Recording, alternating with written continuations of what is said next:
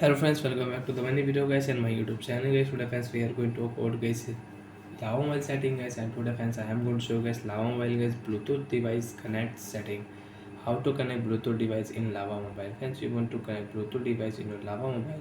So how to connect Bluetooth device in this video friends, we will talk about one by one, step by step. So before starting video friends, first of all go and subscribe the channel guys, click the bell icon, like the video guys. Friends, open your Lava Mobile phone setting to connect Bluetooth device. After phone setting friends, click here second option Bluetooth setting, and Bluetooth setting is off, so first of all turn on Bluetooth. After turn on Bluetooth friends, refresh your Bluetooth setting. After refresh friends, you can check available device network.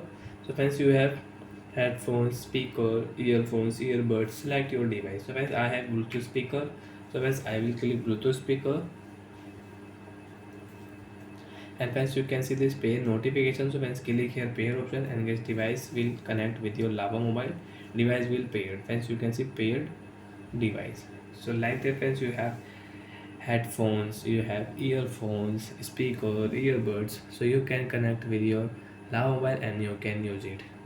And you don't want to use, so friends click a setting icon, and friends you can forget.